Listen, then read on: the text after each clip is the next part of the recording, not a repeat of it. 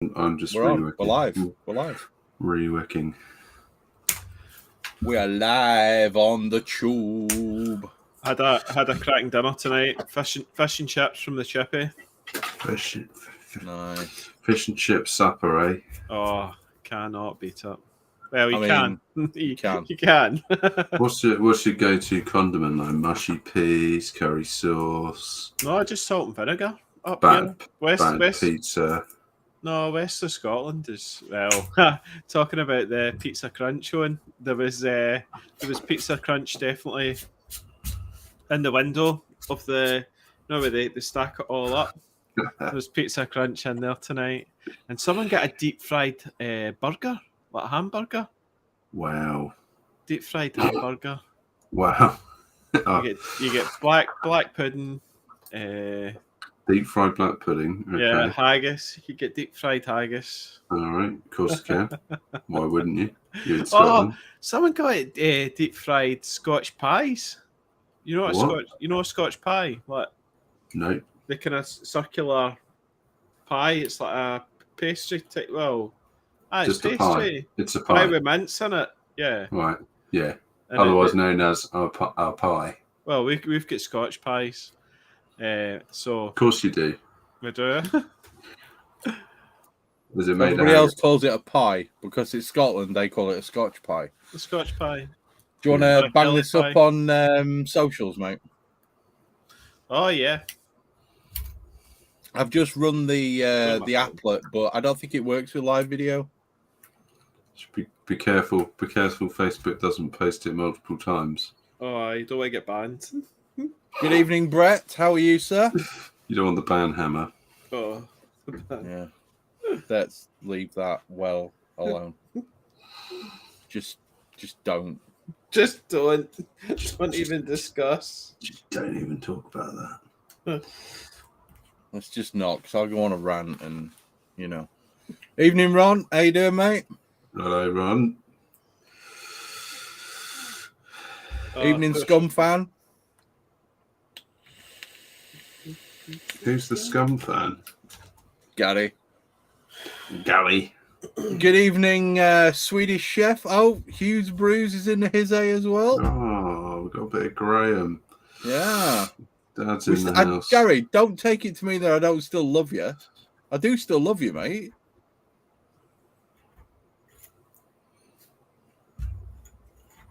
You're upsetting people already, Chris. Of course, I've opened my mouth.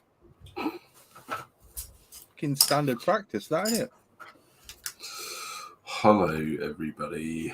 Right, gents, are we ready on Audacity? Well, yeah, I'm just posting the. I haven't got beer open yet.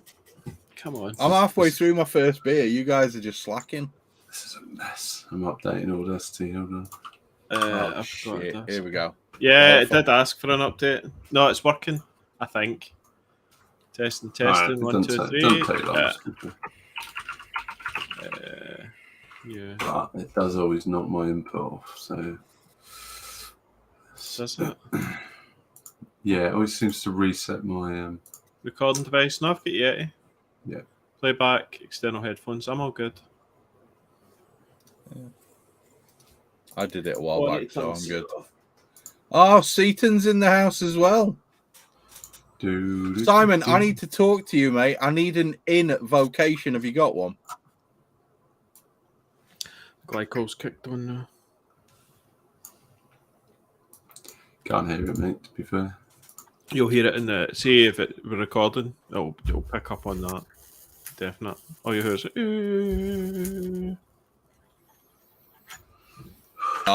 You see? When in doubt, ask Simon Seaton. He may pick his nose quite a lot, but he's a good lad. He's a good lad, is Simon. The ultimate backhanded compliment. No, I love Simon to bits, and he fucking knows it.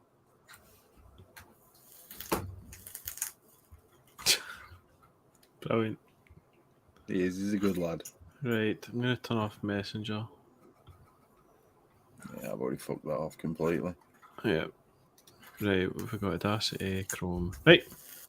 Just need to turn off this fruited rose. Brett sat watching us with a kebab in front of him. Oh, well done, mate. I mean, Nice fair move. play, lad. Fair play. Nice He's got his tablet set up on a load of books on like what looks like a cat stand. It might be a coffee table, I don't know, but it looks like his cats have shredded it. If it is like a coffee table, he can't be that tall though. I mean, he must have really short cats.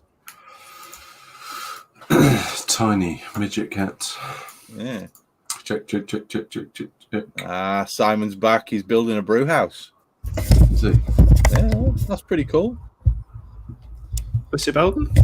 Nice. A brew house. What's that? Just like a brewery? Yeah, shed. Aye, cool. Shed for brewing. He used to have this amazing garage where like half of it was partitioned off, and he used to brew in half of that. And then for some reason he moved house. I've got no idea why. And took his 2 dogs, his kids, and his wife, and moved into this new gaff. And apparently made the critical error of moving in without a brewing space. New shed. Yeah, get a new shed built, mate. There's always something kind of exciting about that, though, isn't there? Like, building a new one. Start all over again. Yeah, man. Build something new. He's only down the road from me. I'll pop down and have a look when it's sorted. It's funny when you're choosing a new house and it's like number 1 priority is brew shed. Brew shed. Brew space, yeah. The missus is like, no, I want to live in this area, and it's like, no, there's no decent brew sheds. There's no decent garages. You end up coming up with all these reasons why the house was really great. Like, yeah, I really liked the stairs. The stairs were nice. I really like that room with you just don't want to table and the admit. bar built into it. Yeah, you don't have to go. It's because it's got really great brew space. Yeah. But ultimately, that is why you do it, isn't it? Yeah. So right, let's click go on Audacity, boys. Wait, 2 seconds. Andy's turning his glycol system off. Oh, it's too noisy, and that might kick on, but stuff it. We'll get back to that. No worries, it's a commercial, mate. It's fine. Sorry, fully automated brew house. Tricky's editing it. It's fine. Right then, Right. are we ready? Yeah. Okay, 3. No, I'm not, because I haven't got a beer open yet. What am I gonna have? Table beer. Table beer. Yeah. Where's the table beer? There it is. What? Oh, it's starting off small. Oh yes. Always. Are you building up? Yeah. Please tell me No, your final I'm beer is like a 22% sugar wash or something. No, I did consider the 15% MP that I've got in the fridge, but I decided to go full session. Nice. Yeah. I'm gonna stick a use. In the interest of That's pretty getting up nice. with the kids in the morning. Yeah, I've got to do that as well. Nice. Right then, gents. Yep, ready. Wait for Owen to finish pouring. I'm ready. Haven't done it yet, but I'm ready. Fine. Okay. 3, 2, 1, click. With a Excellent. Right, we're good to go. Check, 1, 2, check. We're good. There's audio. Tricky can sort the rest of it out. Right then, I'll do the intro, shall I? Go for it. Okay. Go nuts. A little bit of silence. Good evening, ladies and gentlemen. Welcome to a commercial episode of the Hop Edition. This is one of the episodes that we do every now and then where we just kick back, drink a few commercial beers, talk about what's been going off, what's bothering us, what's not bothering us, and recently throw in like a little question out to the crowd and seeing what comes back and sort of pulling a little bit of information to help us with our conversation. As usual, with me is 2 of the 3 amigos. We have Andy, say hello. Yo. And we have Owen, say hello. Good evening. Yes, there we go. So tonight is literally going to be very low key. It's just us having a beer and basically chatting shit, taking questions from the crowd of a few people who are watching it live. So if you've got a question, guys, that you want us to talk about, feel free to stick it up. I've got my little clicky thing that will enable us to see the question on the live stream. Nice. And we can have a little bit of a chat. But before we do that, want to say a big thank you to our Patreons, including our new Patreon. We have a new Patreon whose name I'm just currently pulling up. I've got to log in. Oh no, I can't log in on that. No, because that's a different browser. Give me a second. Let me log in. I should be prepared here. I should already have his name into the little scrolly wheel, which is currently going across the bottom of the live stream. So we've gained a couple of new Patreons, weirdly Nice. enough. We have Keith Macaulay, who's joined us, and we have Stuart Haslam, who's joined us as well. So thank you very much, gentlemen. We really appreciate your patronage, and we hope that you're enjoying the content that we're putting out. As always, huge thank you to Brewkeg Tap for being our commercial sponsor of the podcast. If you need anything relating to kegging, taps, anything from Kegland, give Johnny a shout at Brewkeg Tap and make sure you tell him that the Hop Edition sent you. I know for a fact that he's got some new gear coming in over the next couple of weeks. Do you know what? It may not be brand new, but it is. I don't know exactly. I just something that I remember reading on either their Facebook page or the last time I visited their website. So they've got a container and it's coming in with some stuff. I don't know whether it's here already and he just hasn't put it up on the site, but I know that they've got some new stuff, including the Tri-Clamp Firmzilla. I think that's cool. I think they've got another batch of the Tri-Clamp Firmzilla coming in, which, to be fair, is a really good idea, isn't it? Yeah. It does away with all that stupid Try to unscrewing things and it's stuck and it, whereas you can just undo the tri-clamp, boom, and off it comes. It's beautiful. Just make sure you take the pressure off before you take it off. I'm very tempted. I'm very, very tempted. It's a great piece of equipment. I mean, do you know what I mean? There's a reason why commercial breweries use them. It's just, just like the fact that you have to keep all of those threads like super clean and well lubricated. Yeah, and even then you need some ridiculous tool that if it's even if there's a micron of liquid between the contact of the tool and the thing, it just doesn't grip. It's infuriating at times. So I think the tri-clamp is it's like the bouncer filter I've got. It's like a screw-on thing, and it's to get it apart and take the filter out, you have to unscrew it. And sometimes I have to put it under boiling hot, try and put hot water just to get the thing to crack open.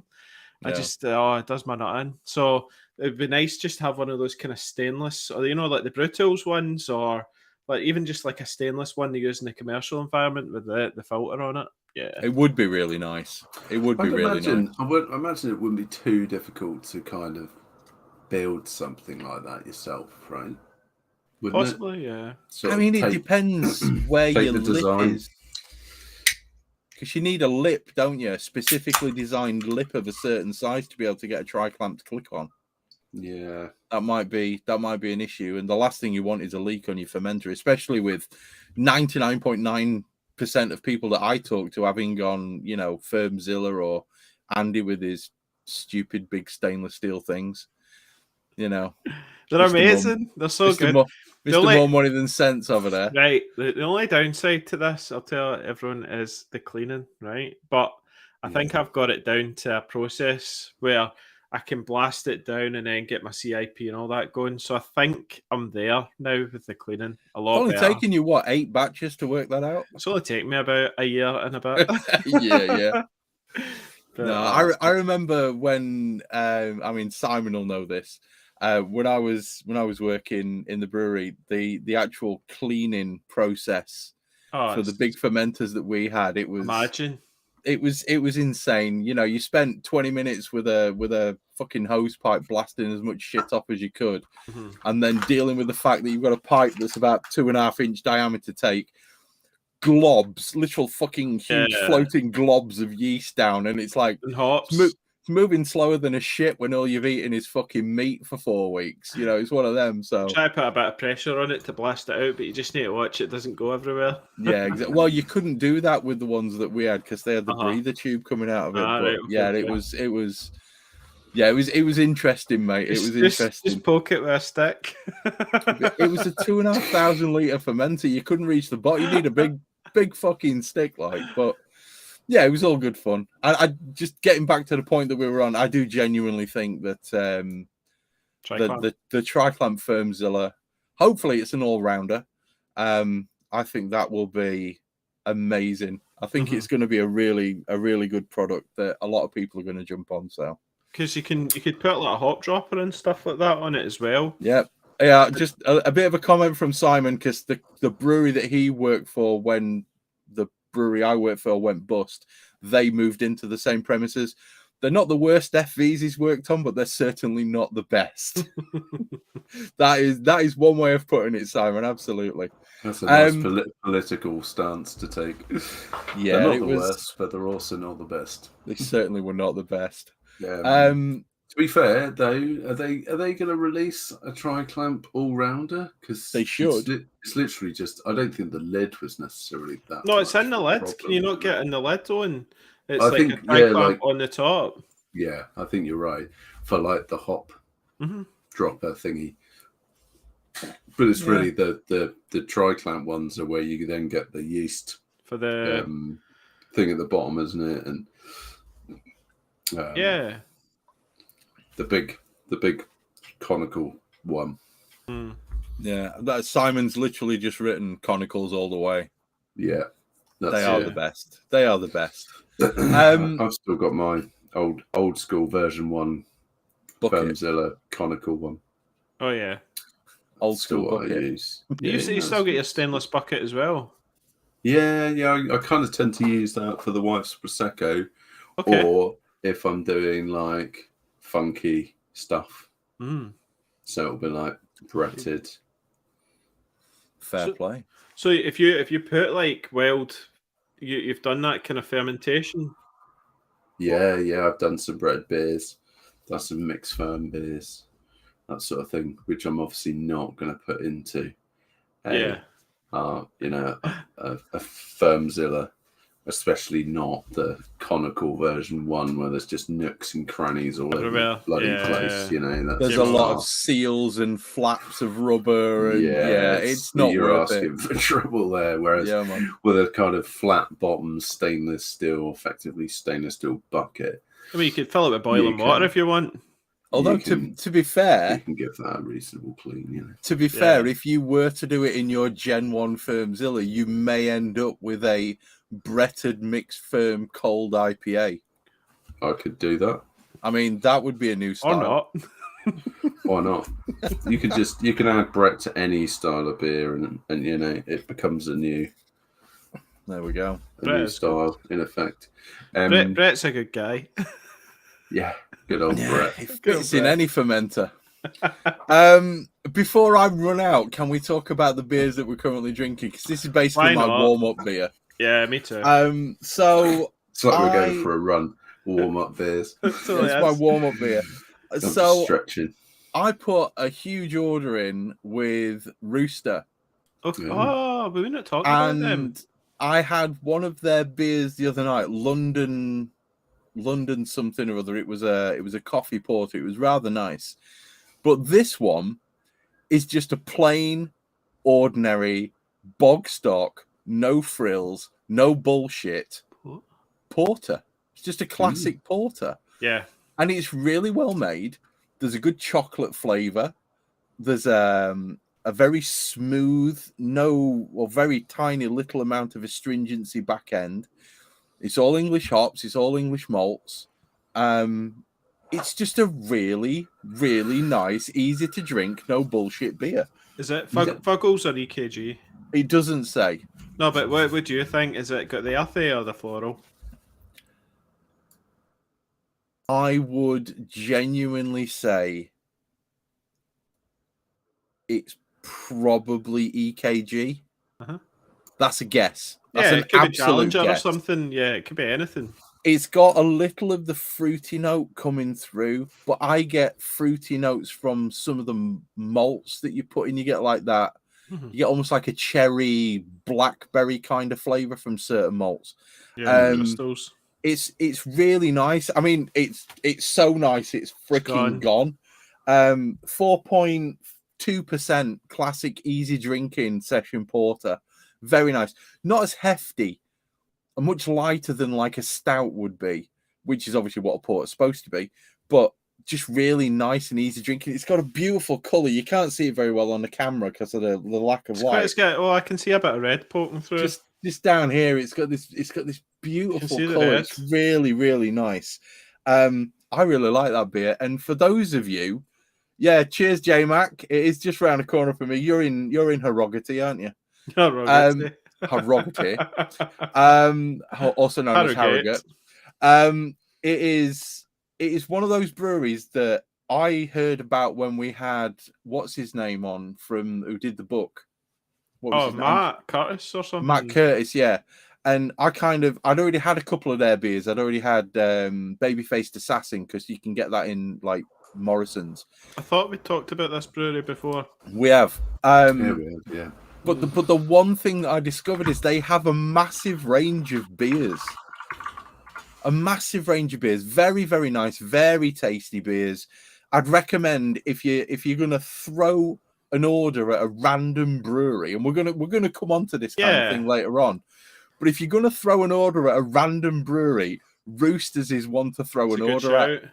They've got some really crazy shit. They've got a watermelon beer.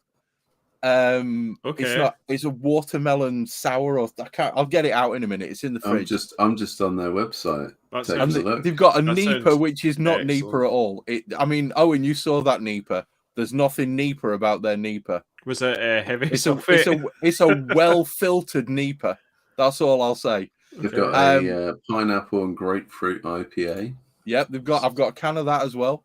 The only reason that I got it is because my boss lives in Harrogate and she's literally like a 5-minute walk away from the brewery. Yeah. And she takes her dogs for a walk and she said, if you put an order in, watermelon pale, that's the one. It's a watermelon pale ale.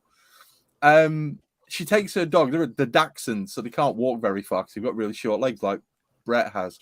And basically she said, I'll just pick them up, put them in the car and bring them over so you don't have to pay delivery. I'm like, yes.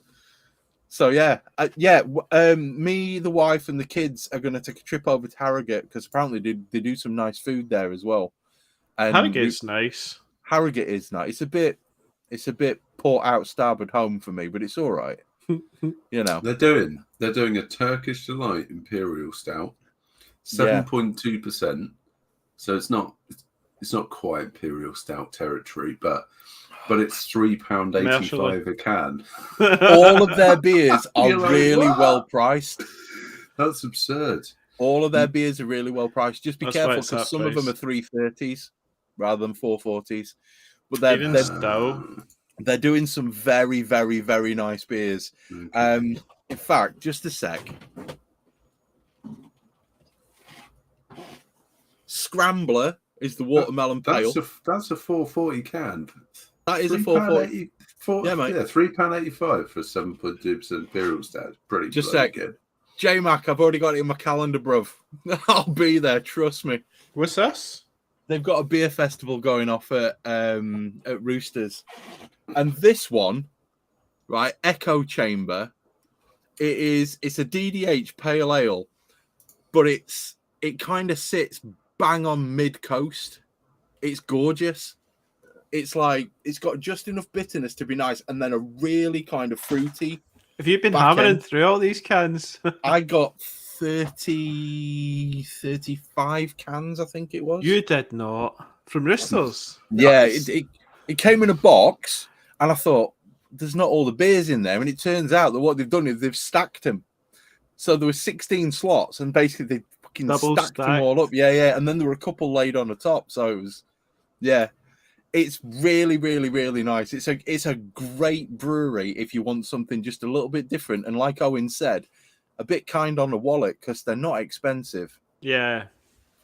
Yeah. I mean, I'm seriously Is that why that's how you got 30 cans? Seriously considering an order. A fridge filler. Very, very good. Baby-Faced Assassin is your classic West Coast. I think it's literally Cascade and Citra. It's a fantastic beer. It's very, very classic. Mm. But did he go for the 30th anniversary IPA? I probably didn't. I've probably drunk it. I'll be honest. There was some that I only got one can of, and some that I got like 3 cans of. Did you just order everything on the shop? Yeah, everything but the what do you call it? The Impy. I fucking hate Turkish Delight, so no. Oh, right, okay, fair enough. There was another beer called Scoundrel, which you appeared to only be able to buy in a case of 12. No, which is it's called Fat Rascal Pastry Stout, which is 7.4%. Yeah, there's some good ones on there. 12 cans for 36 quid. So that's £3 a can, isn't it? It's Roosters is well worth a punt. It really is. And this porter's very, very nice. What's the name of the coffee porter, Owen, if you're on the website? I think it was called Londinium. Londinium, that's the one. The Roman name for London, yeah. Right. Londinium. Fucking superb beer, that one as well. That was really nice. Really heavy coffee flavour, which I love. I love coffee. Pretty sessionable too. Can't drink coffee. You can't drink? You cannot? No, anything that's caffeinated gives me heart palpitations. Oh, right, yeah. So I can't. I have decaf CBD coffee in the house. Actual CBD infused decaf. Yeah, literally CBD infused decaf coffee. It was like the opposite of coffee. 37 quid or something I paid for 1.5 kilos of coffee. Is it ground? Oh, yeah, it's ground. They do a cold IPA. Yeah, they do, and it's actually rather nice. I've had a couple of cans of that. That is very nice. Did you all watch Tricky's video of his rant? I've watched some of it. No. Yeah. Do you know what I actually see when he started the video? I just thought he was just doing a rant on cold IPA, and then it was like, and here's the brew footage, and I was like, all right, okay. Yeah, I hate the style, so I've brewed one just for you. Yeah, exactly. Oh, legend. I still reckon they should have gone with Baltic IPA. Instead of cold IPA, they should have gone with Baltic IPA. But that then says to me it's like Baltic porter. Yeah, but that's the idea. A Baltic porter is a porter made with a lager yeast. All right, okay. I don't know. So they should have gone with Baltic IPA. I've been meaning to make that Baltic porter that Graham Hughes made and sent me one. And I was literally thinking about that beer today. Washington. Yes. Yeah. That was a light brew. I bought everything for it. That beer that we got off of Graham. Jesus, it was really good. That was fucking phenomenal. It was a good beer.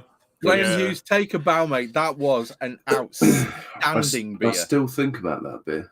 But that was several years ago. Don't forget, Graham's also a very good brewer, so it might be. He's a very, very good brewer. Yes, that's probably the bit that stopped me making it. Yeah, the fact that I'm concerned I might just not make it as well. Come up a little short. It's a fear of failure. Yeah, that's probably prevented me. Anyway, we've talked about Roosters enough.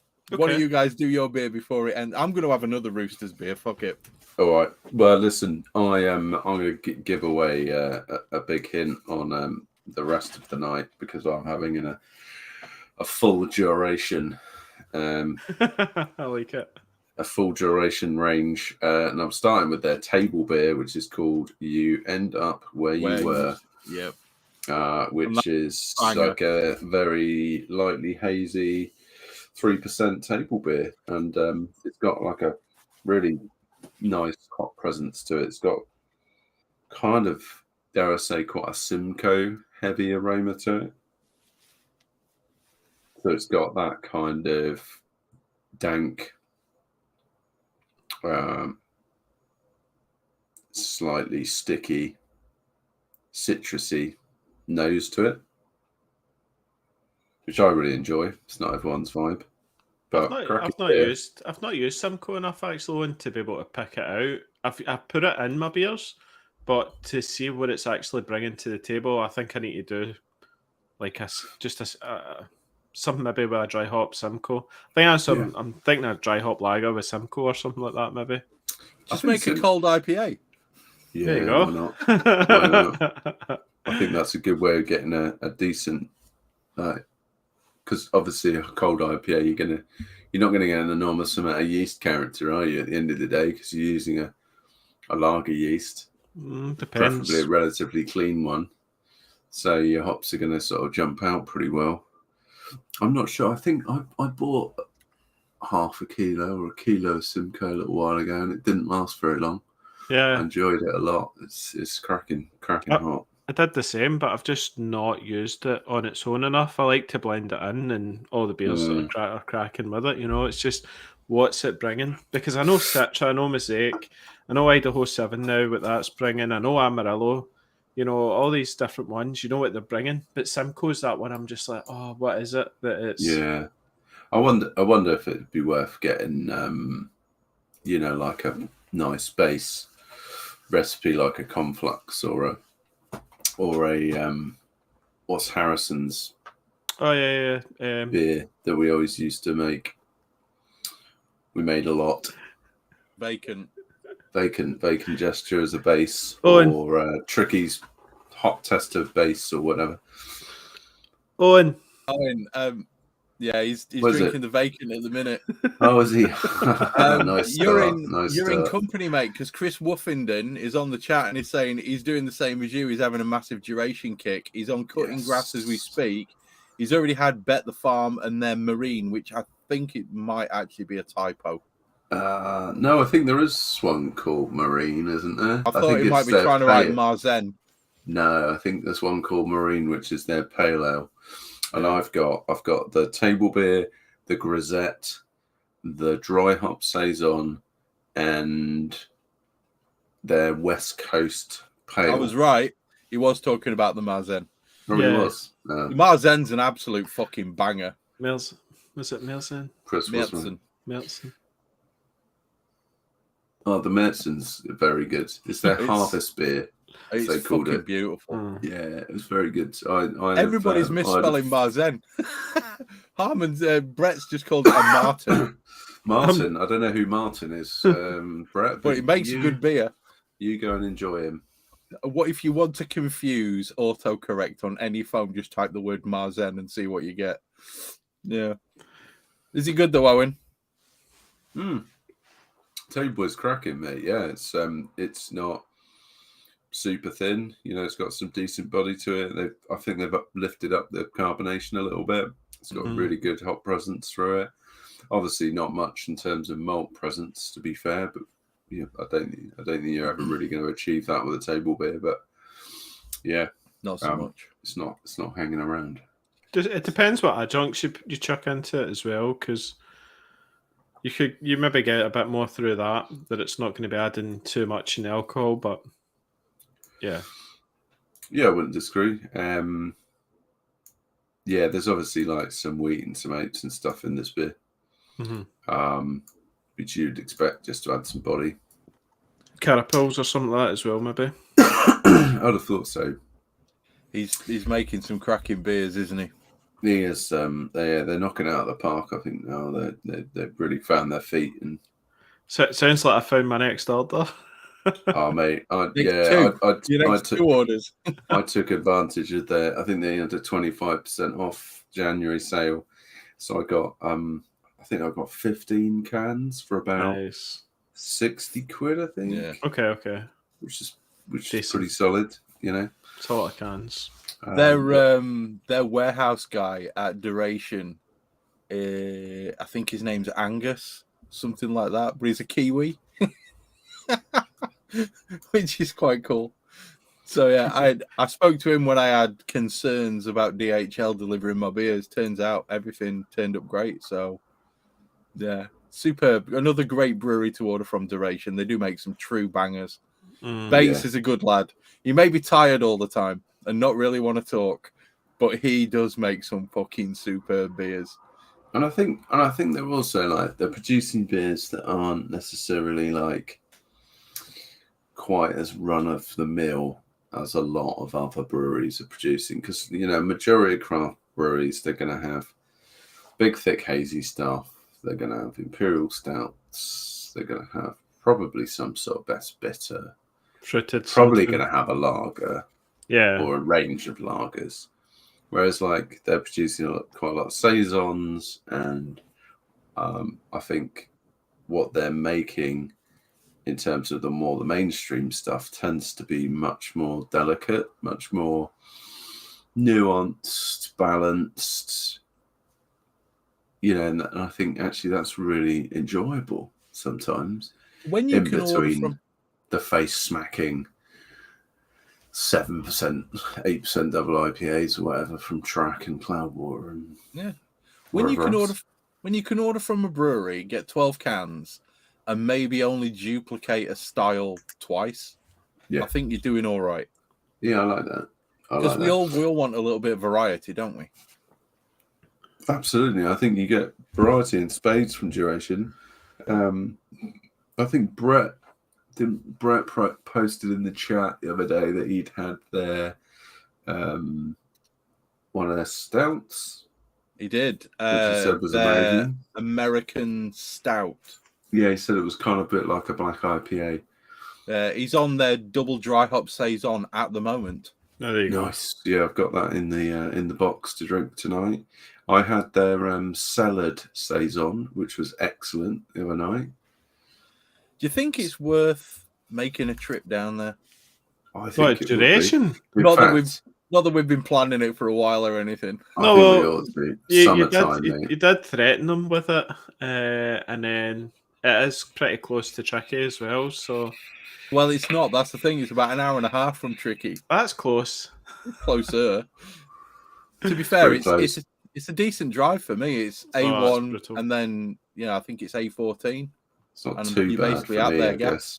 Probably about 3.5, 4 hours, maybe 3 hours. 3.5, yeah. We're doing the Broads, and I was like to the missus, "Oh, we need to stop in at this brewery," and she's like, "Really? No." You do, because apparently they do decent food. Yeah, sell it like that. Well, they when I got my beers when they arrived, they're including like a flyer which is promoting their new kind of brewery space, a new tap room. They were telling us about it, weren't they? Yeah, because they were raising money for it. That's right. Their brew house and kitchen, wasn't it? Yes, and it looks awesome. There was sort of artist interpretation of what it's going to look like, and mate, it looked awesome. Well, I've got to see Miranda and Bates at the same, in the same gaff.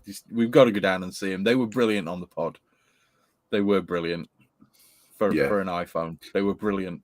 I think they'll be great hosts. So, I have no doubt. And this is the thing. It's like when you go to America, and if we've got anybody from America listening, trust me, I'm not bagging on your country when I say this. I'm actually giving you a massive compliment. If you want really good food, go to the most ramshackle, rundown place that you can find. If you want barbecue, you're not going to some high-end brick building in the middle of a city. You're driving down a country lane where you think you're going to get taken off and used as somebody's, love child. Right, you're turning up at this place, and if it ain't half falling down, you ain't. It's not right. You know, smoke pouring out oil drums, half-cut oil drums. No, it's one of them places. You got to go, and I think going to Duration is just a no-brainer. I think in the summer, at the end of the summer. These Hills Fest, Brett, soon. They're going to be at that. Yeah, they'll probably we saw Miranda there last year. It's got to be done. Cool. It's got to be done. Chat with her for a bit. Right, come on, Andy. What are you drinking? So they're just on the old vacant because it's such a good starter beer. 3.8%.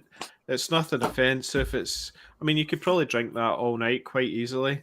Whenever I've brewed a keg of it, the keg tends to definitely disappear. So, yeah, it's just I think it's pretty fresh one actually because it's got a best before of December 23. So I think I bought these just at Christmas kind of time, just for the Christmas festivities. So all my beers are basically all the leftovers that I've got from my Christmas beers.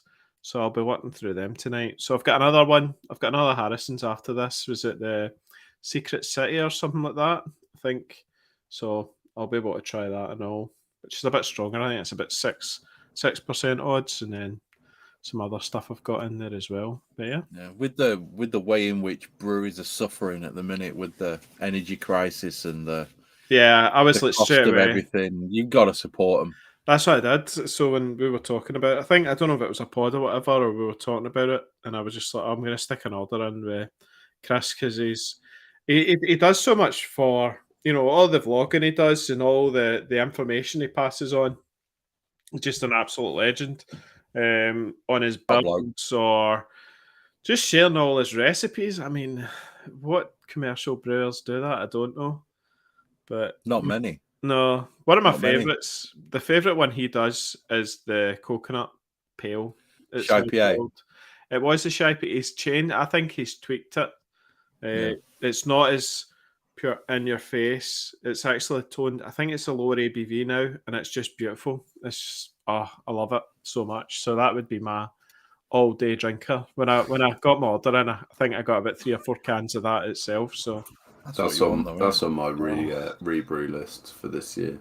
Coconut Shy. Yes. Yeah. I love that beer. Oh, so good. Just see if we can get the new recipe that's toned down. It's slightly lower ABV and all that. It's just beautiful. I'll drop him a message, see if he's up for sharing it. I think you can just download it it's on the website. Oh, is it? Oh, yeah, you can just get the PDF and all that. What a legend. But I think it's been changed from the new to Homebrew Tom one, so... Yeah, although I really enjoyed that, to be fair. I think I've made it 3 times. Mm-hmm. Shy IPA? Yeah. It's a bit. You're a fan of that one, though, aren't you? You do like that beer. I do enjoy that beer. I really like coconut personally. Mm-hmm. I think that coconut blueberry bit from the mosaic plays really nicely together, and I think actually the grist really brings it together. I think the grist it's a simple grist, but I think it's one that's got enough character in it to carry the coconut. Mm-hmm. Yeah. I'm trying to remember what it was. Well, this ain't working too well. This, I have to say, I've working well. Right, so I currently only have 2 monitors, and I've got to have one with full screen for the comments.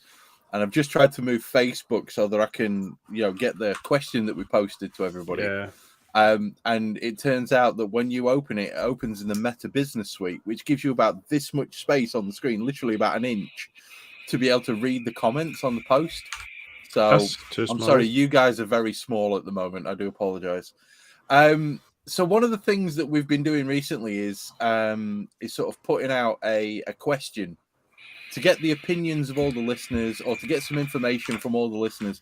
And because we were doing a commercial pod this weekend, one of the things that I was curious about, and this was me who actually put this question out, weirdly enough, was if you had to put a number on the number of different breweries that you've had beer from in the last month, and I did put the qualifier of if you've decided to do dry January because you're an idiot, then feel free to include December. What would that number be? And I'll be honest with you, I was quite surprised. There's clearly a lot more people who go out to pubs than I do. So we've had a lot of responses. A gentleman called Chris Senior, who is a good lad, who's on our on our Discord chat. He basically said only 6, but he buys them a box at a time directly from the brewery. Now, we've had lots of others. Simon Seaton, 14 different breweries. Michael Handley, 22 different breweries. And then I started to delve a little bit deeper. And Steve Gadsby was 20 to 25. He couldn't actually put a number on it. Okay, Mr. Woofenden, I won't ask. But basically, it's one of those things whereby, do you buy directly from the brewery? Do you buy from a supermarket? Are you a member of something like Beer 52? Do you just choose a brewery by them? How is it that you've managed to get to that number? Are you a regular visitor to the pub? Do you have a decent local craft beer pub that actually has multiple different breweries on? Do they get different ones in? And it opened my eyes a little bit to the way in which people are consuming the beer from these different breweries. So let's put it to the boys. Andy, how many different breweries do you reckon that you've had beers from in the last month? That was not many. When I seen all those numbers, I was like, holy crap, there's a lot. But I mean, is this what buying in, Chris? Because buying in, I basically went with Harrison's I had an order from Lord's Brewing Co. And who else? I think I got a mixed order from there, but that was it. There wasn't much, if you know what I mean. That I had a lot of my own stuff that I was drinking through as well, so I don't feel like I was, having some of the guys talking about 30 and all this. I was like, what? To be fair, Eust had an advantage in that he went to a beer festival. So no, but that's not ordering in, is it? You're saying cans in the house because if it was drinking out, like all the pubs that you're hitting and stuff like that, and yeah, a lot more. But this cold IPA is rather nice, by the way. I don't know. So we're counting breweries also when you're out. I think we have to. When you're out as well. Crikey. Oh, right. I don't know how many I would have drunk in the last month. I'd probably edge it at like 20. But then that's because I also have a beer fridge that I would have like ordered beers from various places. So right now in my beer fridge, there's not a huge amount of beer in there. If you exclude homebrew, and I've probably must have at least 10 different beers in there. Most of which might just be, I've got some Holy Goat sours in there, which I'm kind of saving because they're mixed firm and I want to just age them for a little while. I've got, what's the Kentucky? Oh yeah. KBS and KBS. I've got bottles of KBS in there. Who's the brewery? I've got bottles of. I can see the label and I can't remember it. Okay, shout out to the guys in the chat. Who does CBS and KBS? I know that they had a bit of a controversy a while back, but who does those?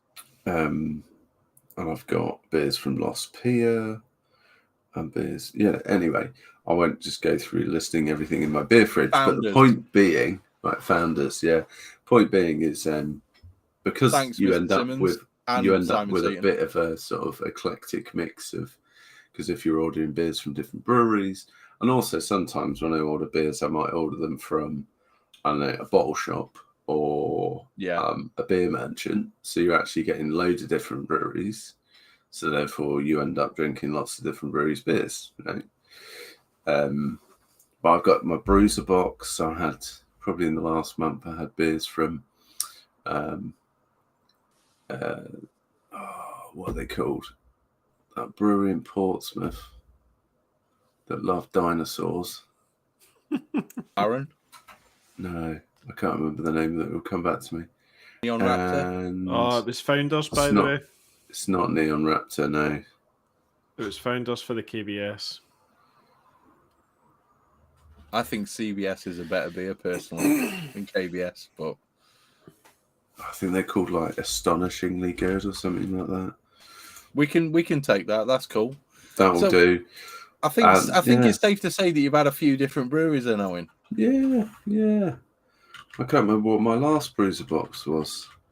It was decent, actually. I enjoyed those beers. I've got a can of it right here. Double barreled.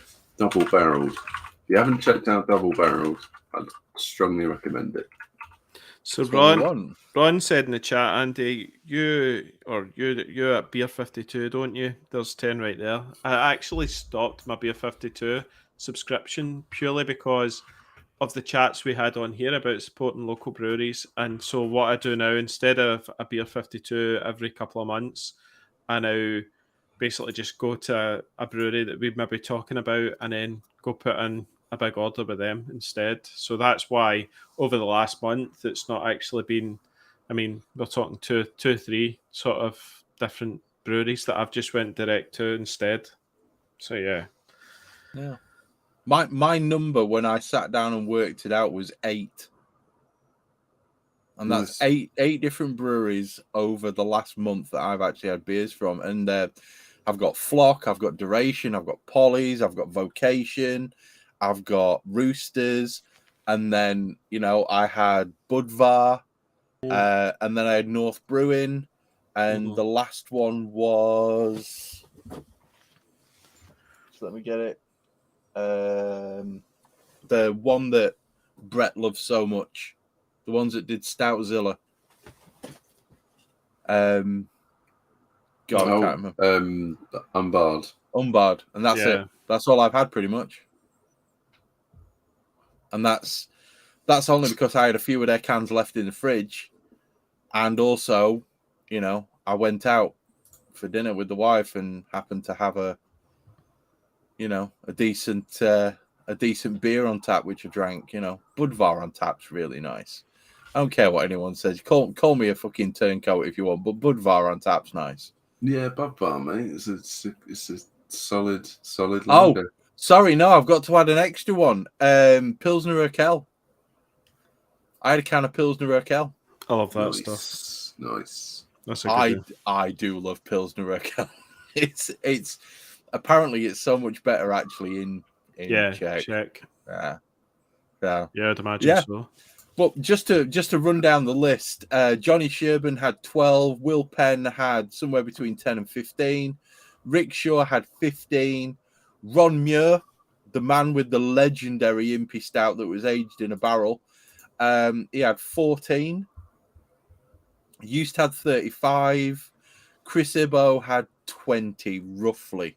So the question was asked purely because, number one, do you have a decent pub near you?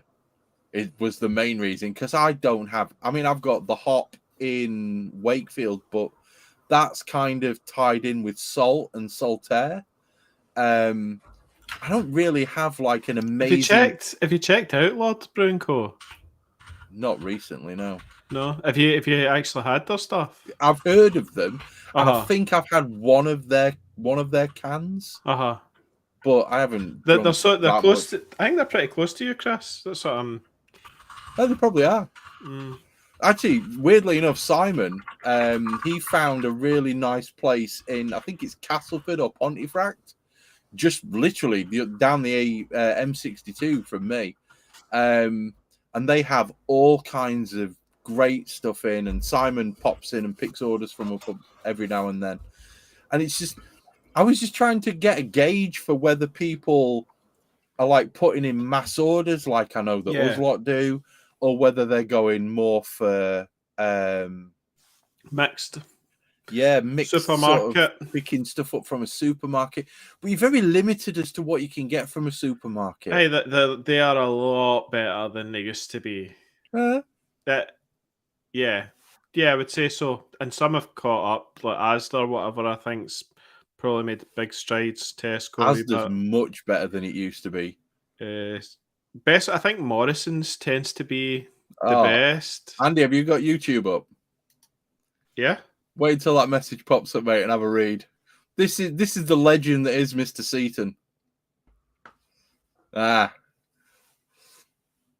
used to do cast swaps. Yeah, with Lords. About 5 to 6 years ago. Yep. Yeah, that would be when you were working.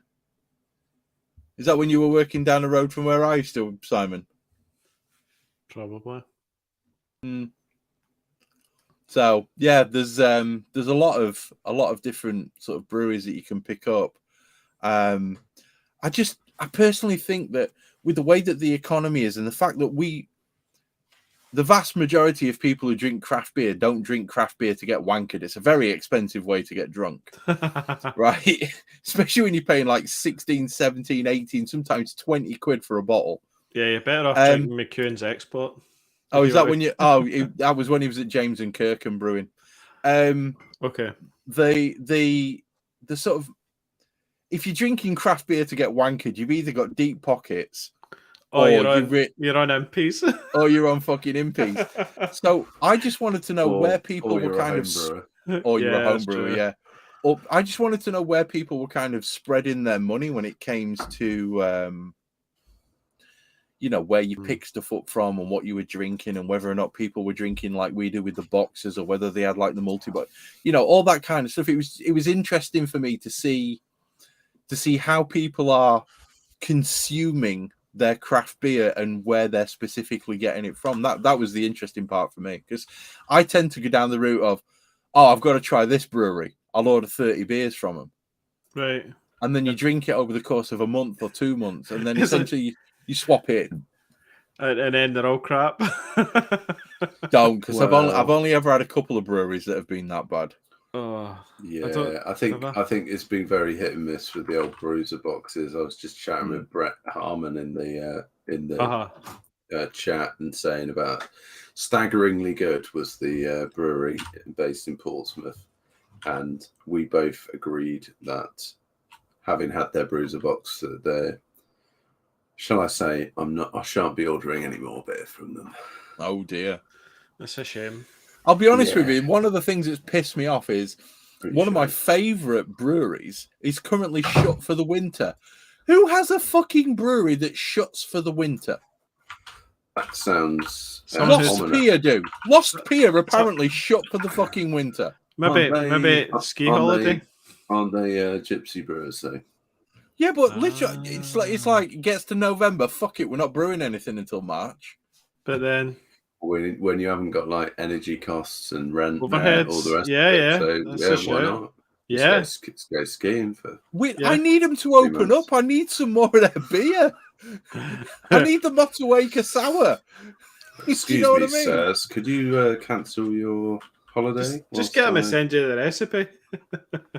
Just stop fucking about and brew some beer and get it in cans, for fuck's sake. Just get them to tell you on the Hop Edition podcast you want the recipe. And then there's always one fucker in there, like Graham Hughes has just popped in and gone, oh, I still get Lost Pier at my local. That's because you live in the fucking equator. You're like next door to the brewery. Give up. Oh, so good. Oh, man. Amazing.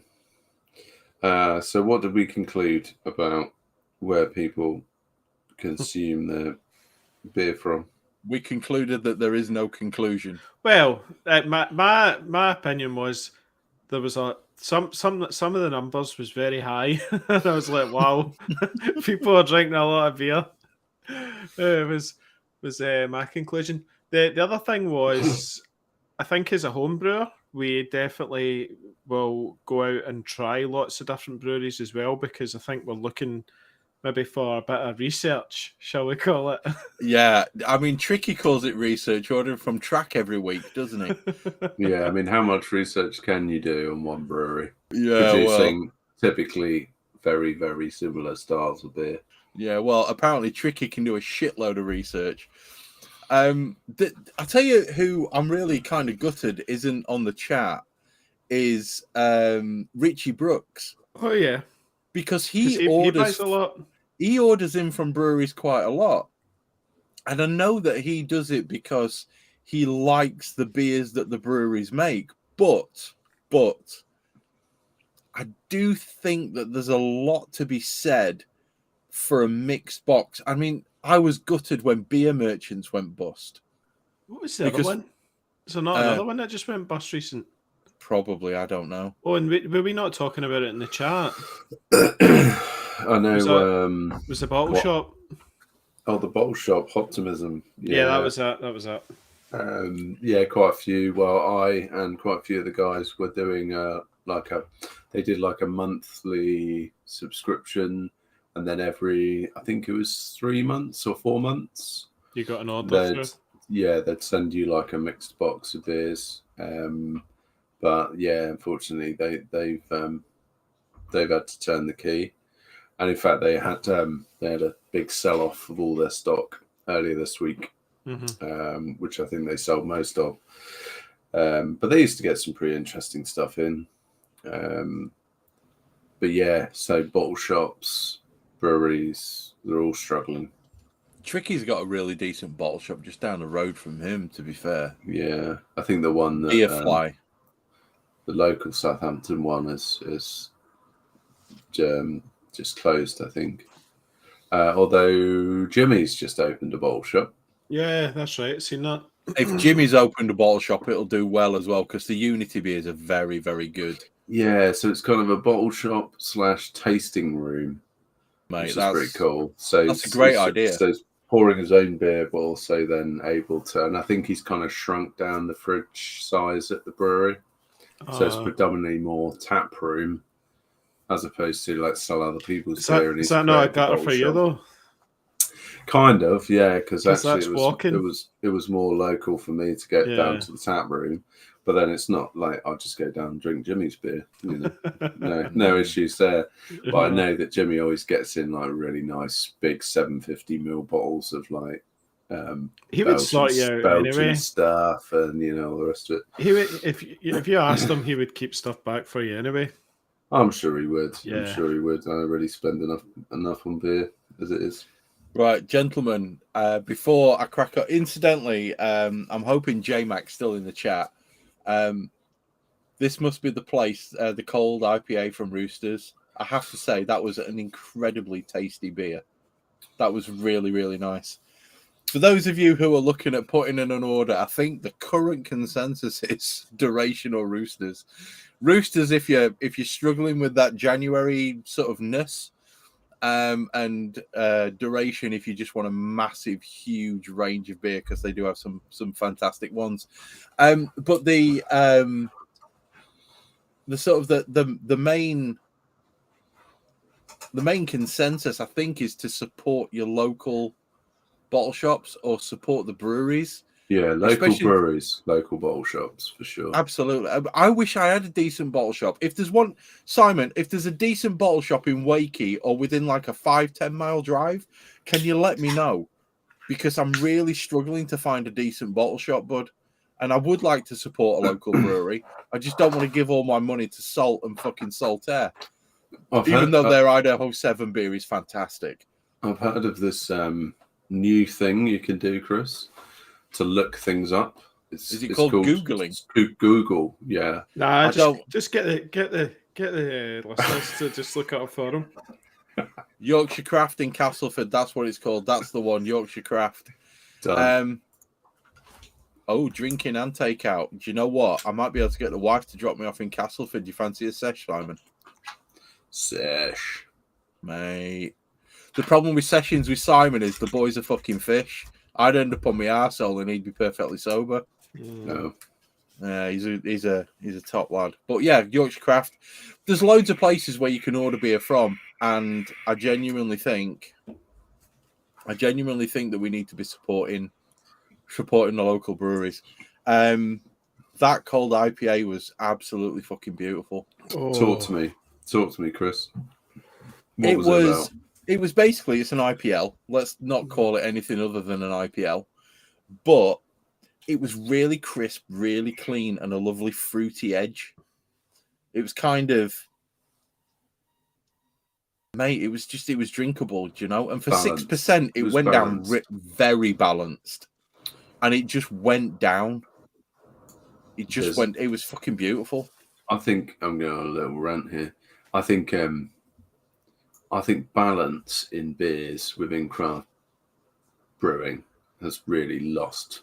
We've lost perspective on balance. Absolutely, for the most part. Well, right? it's just too much of too much hops. Everything's just got to be like super juice or mega Turkish delight peanut puke IPA. No session mega imperial stout, or whatever the case, and everyone's always looking for that new, like, outrageousness. They're looking for their new prime energy drink, is what they're looking for. That's right, yeah. You're all about the best better. Yeah. Well, no, like I don't want to be a hypocrite here. Yeah. I worship at the altar of the double IPA and the crazy impy stout. Yeah. But equally, as I respect that and really enjoy that middle ground of just really nicely, excellently made balanced beers, because actually, for the most part, that's where I ought to be drinking beer. 80% of the time, you should be drinking a balanced beer that's drinkable. Nice, beautiful, balanced beer. And then occasionally go out to the fringes. Well, that's the Secret City, the Harrison's one, is awesome. Really, New England really. Pale Ale, isn't it? Yeah, New England IPA, 6.5. Oh, loads of malt sweetness coming through, like going from bacon, which is quite light. Yeah, to this is just a total spin, but then it's just packed with juicy, that juice that you talk about, but it's like a kind of watermelon, pineapple kind of, it's just, so good. Just a second, right? I've just gone into the beer fridge thinking I was picking up a bottle of Tegacia Hells. Someone sent you a beer mail or something? Just a second. Simon, do you remember about a year and a half ago when you dropped me off a bottle of your Kolsch? There it is. I've just found it, mate. Oh, we're going to crack this. We're going to crack this and see what it's like. Oh, it should be pretty bright. You'd hope so. Well, it's not gushing. That's a good start. Congratulations on your sanitation, Simon Seaton. Smells a bit sour. I hope not. I mean, that's bright. It's crystal. That's bright, is that? Yeah, of course it is. If it's been sitting that long. Okay, make sure you don't pour that yeast in. You're going to ruin that clarity. I'm not. Yeah. I'm a talented man. He's a pro. Now, is that Stein? Yeah, it's a little mini Stein. Oh, right, okay. So, Simon. That's cool. Let's give this one a shot. Let's have a look. Try to get some inspiration from this is a hop I've never had before. It says Premiant as the hop. All right. Never even fucking heard of it. Never had it. This is the Lalman Coln yeast, 16 degrees. Bohemian floor malted Pilsner, Carapils, something else which is kind of been fucked up by me hitting the label. Wait. And wheat.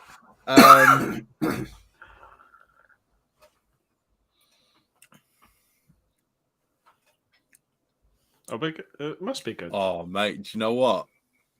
That's nice. Yeah. Not sour, then? It's not sour. It's not. It's just hop. And it's really weird. I don't know what flavor profile I'm supposed to get from Premiant. Is it spicy? No. Fruit?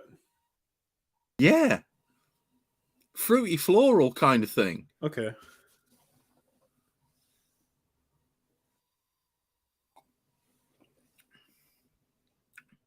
He's not brewed in over 16 months. To be fair, I think I've had this bottle about 2.5 years.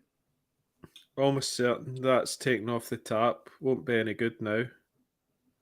No. That is... It's not oxidized or anything. I'm telling you, right, there is zero fucking oxidation in that.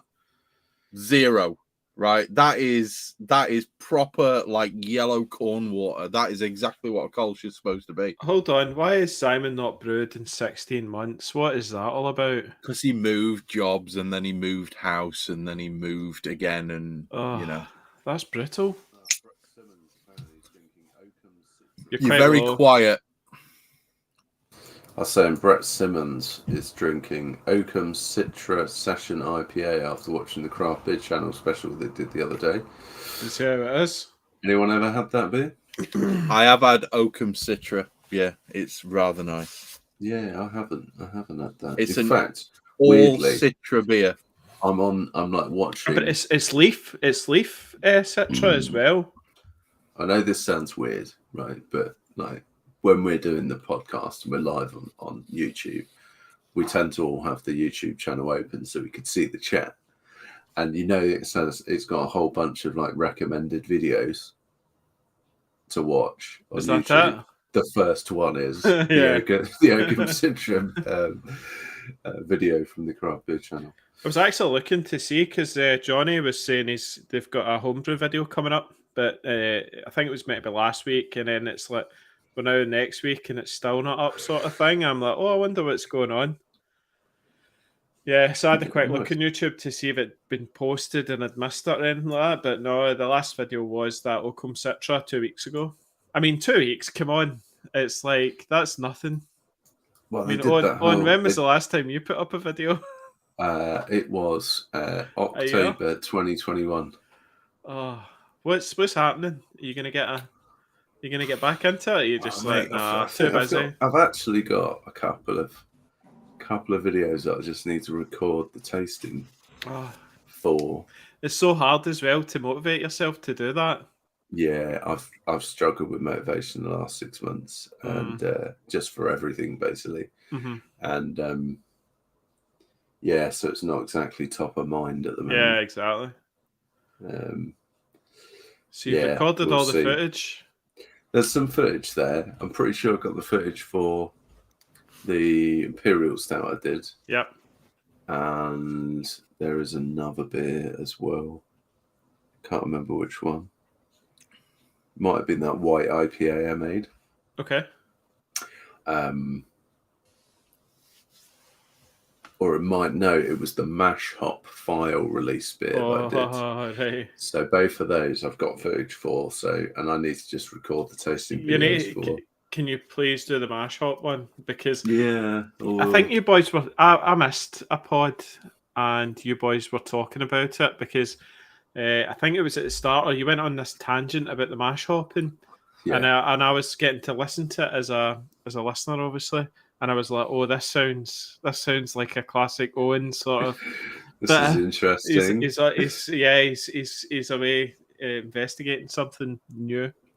So it was an interesting result, actually. So I ought to record that. I ought to record that review and get some videos up. I haven't actually brewed all that much in the last, probably since July, I reckon. Yeah, like last year I only brewed like 9 batches, and then the previous was 19. The previous year was 19. Yeah. Then I went 9 last year, and I'm like, what is going on? So I reckon January to June or July, I probably brewed a lot, and then from July onwards through to the end of the year, I probably made 3, maybe 4 batches of beer. So not even one a month, and I think see the more kegs you've got, the more easier it is just to like do loads and loads at one time, and then what happens is all the taps start kicking at the same time. Yeah, it's so weird because I've just had like half my. I think I've got 4 kegs now on instead of the total 8 that I've got. So it's a case of now thinking, right, I want to do split batches because I've got the little anvil fermenter. I've put glycol. I've got a coil in that and stuff. So I want to be able to try like split yeasts or split hops and stuff like that, but do the same sort of main base in the kettle. I think that would be really cool for the channel to investigate. I think that's fun. That's really fun if you've got the capacity to do it or the capability to do it. I think that becomes really fun. Yeah. So you can make a basic kind of lager work. That's right. And then you can make a Kolsch and you can make so you could, and then just what does the yeast do to the whole chain? Yeah. Or you can you can do you could do a bratted pilsner versus straight pilsner, or you can just do more fun stuff, right? Yeah. Or you can try out a New England IPA and then use, I don't know, one you can use USA 5 and the other you might want to use like a proper Sanders or or whatever, Conan and Verdant or whatever, and see like how much difference that actually makes. But it's a lot of fun. Anyway, I'm just it's so cool. Explaining to everyone the concept of split batches, which was I'm mansplaining. No, but it's pretty cool because you normally don't get to do that. I think with a 5-gallon system, and then what you're doing then is you're brewing one, and then you're trying to do, can I improve it? And what happened to me in the past was I'd be like, right, I'm going to make these tweaks, and then see if it improves it, and then it's worse, and then you go, oh fuck knows what went wrong there. I'll just brew the original. Been there, done that. Yeah. Have you guys seen what? Sorry to butt in. Have you seen what Simon Seaton's just put in the chat? No. He asked for the all grain batch on this Kolsch that he made, and I gave him it. It's 151. It's brewed in March 2021. Nice. Yeah, I've just since put it to one side because I'm not entirely sure that fruity flavour is from the hops. Okay. No offense, Simon. Besides, this is a commercial episode. So but it's nice to do viewers beers. Can we have you guys moved on to a different beer yet? Yes, well, I'm on the Secret City. Yeah, but Brett's just made a very good call out that I think is worth a shout out to our newest Patreon subscriber, Keith McCauley, who placed third with his fruit beer at the Scottish National Competition. Yeah, well played, Keith. Well played, mate. Good job. Yeah, it's amazing. Yeah, I didn't get anywhere. I think from memory, that was a fruited wit beer. I think. Fruity wit. Yeah. Possibly, it wasn't raspberry wit beer or something. I think it wasn't sour, was it? No, it wasn't sour beer. But yeah, that's fantastic to see, especially at a national competition, right? Yeah, well played, mate. Well played. Yeah. Have we all moved on to another beer? Yeah, I'm drinking the Duration's Sweeping Coast, their West Coast Pale Ale, 4.8%. Super light. You can probably see that. That's pleasant. Yeah, and it's quite subtle actually. It's got some nice Westy style aromas.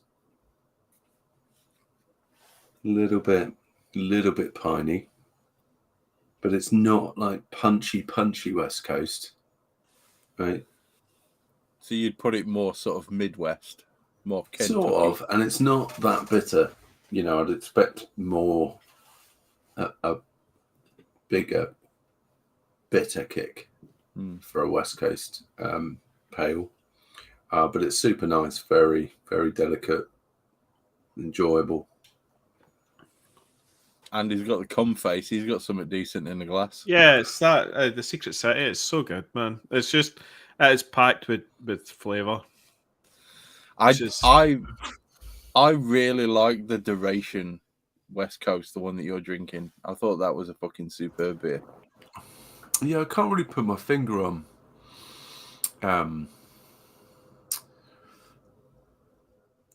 Like, I don't know. I just can't even put my finger on this beer. Really, it definitely has some bitterness. It's got a weird kind of flavour to it, though. It's not tangerine. It's quite malty, but not everything's in like tangerine, Andy. Like not in. It's not tangerine. Everything's tangerine. It's almost got like a noble hop character to it. I genuinely, when I drank that, I honestly thought that there was Tettnang in it. That kind of almost spicy, kind of meadow kind of taste and smell. I don't know what hops they've used in it, but I don't think they're American hops. Are they written on the back? I don't think they are. They're not. There's just some description about the beer. And it's actually just talking about sweeping coastlines and sand and tides and stuff. Wait, see, it'll be like Northern Brewer or something. Yeah, so I think it might be an American hop, but not like a big punching American hop, you know. Mm-hmm. Probably Chinook.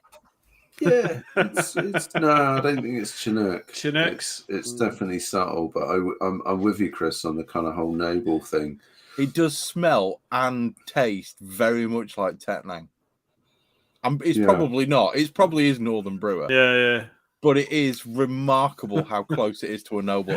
It's if it's not a noble, it's definitely a first generation sibling. Oh, but we'll pull a Magnum. That's what it is. But I wouldn't have said it was heavily dry hopped. I don't think it's. There might be a little bit of a Whirlpool addition in there, but I think it's probably just more kettle, hot side. Yeah, it is. It is a very, very good beer. Very drinkable, weirdly enough. Very, very drinkable. Yeah. For a Westie, very crushable. Yeah.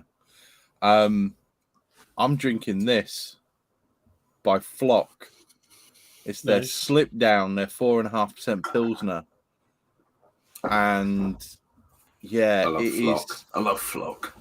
I mean, their can art. Oh shit! The can art is absolutely fucking superb. And this is a 4.5% Pilsner with Tettnang and Mittelfru. And this is one of, commercial-wise, it's definitely in my top 8 commercial Pilsners. Braybrook, so Simon earlier on was wanting information on a really, really good commercial lager brewery. Mate, if you're not looking at Braybrook, you're doing something wrong. For lagers in the UK, I don't think there is a better brewery than Braybrook. West? For lagers. Yeah. I don't think there is a better brewery than Braybrook. And that's a bold statement. I'm going to put it out there. That is a bold statement. I'll nail my colours to the mast.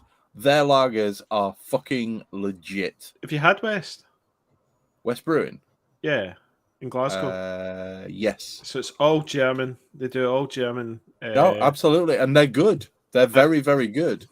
Derek goes on about them quite a lot. But they don't have the range that Braybrook had. Oh, they didn't when I went to their website. I'm sure shit changes weekly. Yeah, it does. Yeah, they are better now, I think. They didn't have a lot of range. The Keller beer from Braybrook was just phenomenal. It was so good.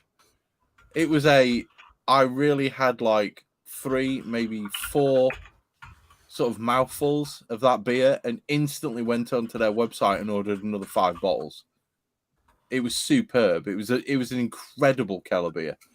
But this, the thing that I like about this is, do you remember when we went to Unity and he gave us that nip from the tank? And every single one of us just went, damn, that's sulfury. That's got a real sulfur kick. This is kind of like the chilled out, mellowed down kind of 3 weeks later sulfur kick. It's still got that sulfurous note, but it is such a beautiful, beautiful, beautiful beer and very, very easy to drink. Flock are a great brewery. They are legit. Legit. I think they make some fantastic hazy beers. They also make some fantastic dippers. I had one of their dippers earlier on in the week. Superb. Yeah, their dippers are like second to none, in my opinion. It was very, very, very nice. Such a new brewery as well. I think they've not been around for long. But that's looking forward to getting them on the website, on the podcast. Yeah, where are they? Where are they? Flock. They're I don't know where they are. Canterbury. Was it Flock that was meant to be tonight that we were trying to get for tonight anyway, Chris? Yeah, but he's got like kids and stuff. Yeah. No, it was only trying to get him on, wasn't it? Yeah, Ross at Flock. I met him last year at the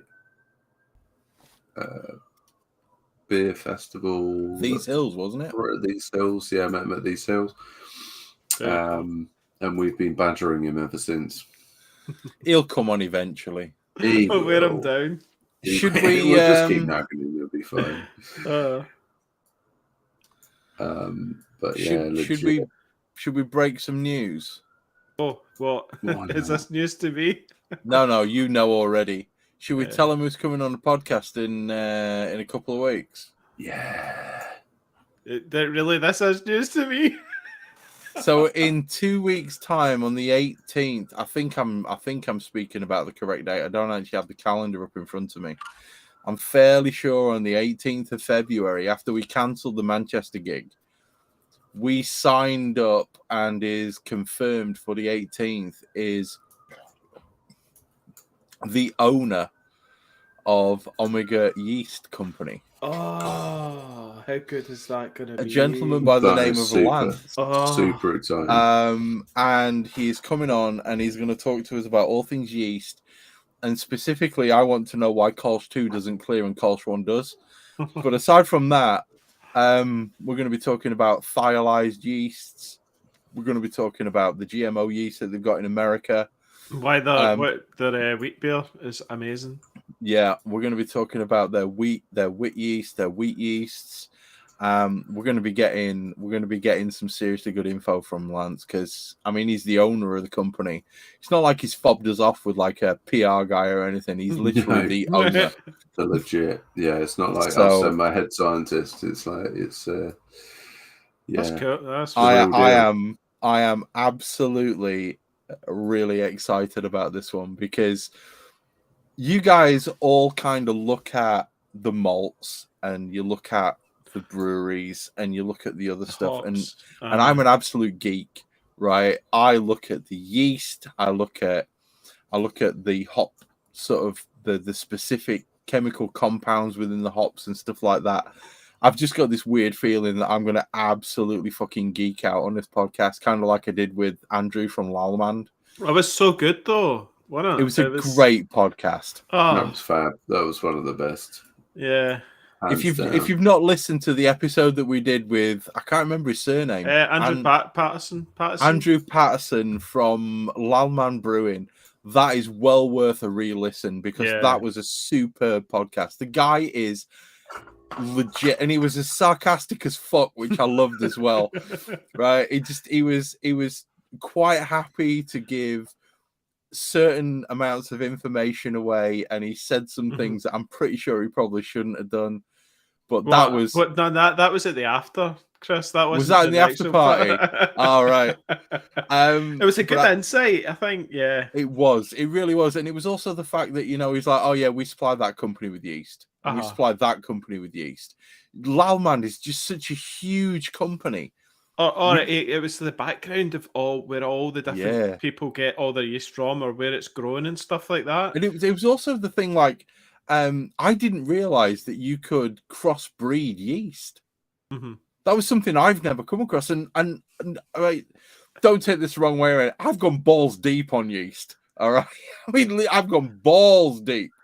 I've done fucking reading on mycology journals and stuff like that, trying to get like really deep down into the yeast side of things. And he was just like busting out this information, giving us stuff. I was a superb episode. I really fucking enjoyed that one. And he stayed for an hour and a quarter in the after party, just sat drinking and fucking talking shit. Yeah. And he's like, as soon as the cameras turned off and we're no longer recording it, I mean, the fucking sarcasm got even worse. No, it was an excellent guest, I must say. He was brilliant. I would love to get him back on again. I learned a lot in that one, definitely. And it opened my eyes to where I think, how